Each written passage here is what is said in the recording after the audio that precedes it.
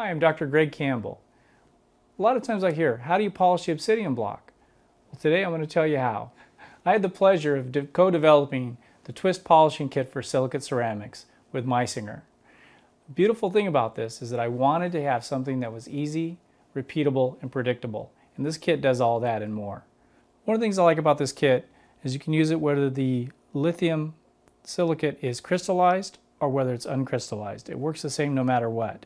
So let's show you how to do it. We're going to use the sprue removal stone. I'm going to come in here, gently go over the surface where the sprue is, apply medium pressure. I'm going to go through and round my marginal ridges, go on my occlusal surface a little bit with this. I just like this to start to get this ready to be polished. This should take about 15 seconds. Once we're done with that, we can go to the centered cone. The centered cone allows us to refine any anatomy that we may want to do. If we want to put in any extra primary, secondary, or tertiary. I happen to like a lot of anatomy, so I'm going to go in here onto this obsidian, and I'm going to put in a little bit extra anatomy here. Again, this is personal preference, and I'm just going to put a little bit on there for me. So we're going to go to our pre-polish wheel here.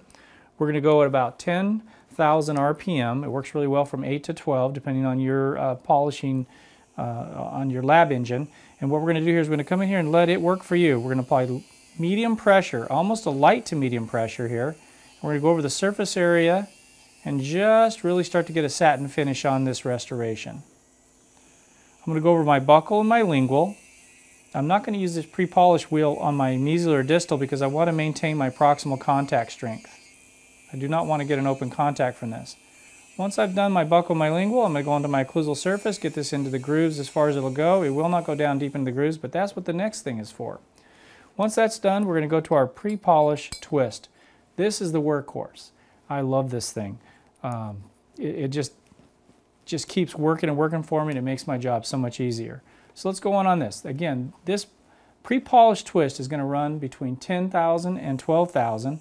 I like it more around 10, and it's going to be medium pressure, not heavy like you use with paste. You're just going to let it work for you. I'm going to go down my buccal, and you notice what I'm doing with this pre-polished twist is I'm actually coming down to my margin. I'm protecting my margin with my thumb. So make sure that you're working with the material and you understand the right way to use this. So as we go through here, you can also see we're starting to get a nice satin semi-gloss here. We're going to use this on the buccal, the lingual, and the occlusal surfaces, not the mesial and distal. Again, we're going to try to protect our contacts and proximal contact strength that we set in the mouth. So once we've done this, we're going to go through my occlusal here. I'm going to walk it through the grooves, just like we used to do with gold. I'm going to walk it through with medium pressure, not heavy pressure like you do with paste. We're going to go in here, it's just going to walk it through my grooves. Everything looks fantastic. At that point, we are done using our pre-polish twist wheel. The next thing we're going to do is we're going to go to our high shine twist. The biggest thing to remember on this, the most important thing when you're working with obsidian, is that you want to let this twist wheel do the job for you. You don't want to be bouncing all over the place. So I'm going to get it started here. We're going to go light pressure, not medium, but light pressure. Run this between 8 and 12,000 RPMs. I like it about 10. I'm running it right now about 10. And I'm just going to start letting it polish for me here. And if you notice, we're starting to get a very high gloss on the buccal here, and I'm not doing any work. And the beautiful thing is it's not generating any heat like some of the pastes do. So I love this, that I'm not dealing with burning my fingers or my staff having a problem with it getting too hot or having to dip it in water constantly. I just like to avoid that. We got a really beautiful gloss here on the facial surface.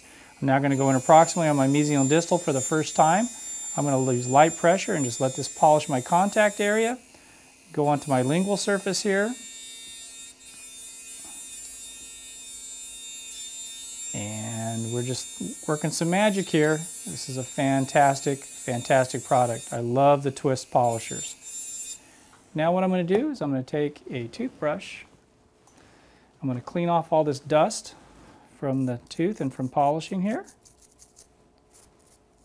I have here a very highly polished obsidian crown. You could now characterize this, put it back in the oven.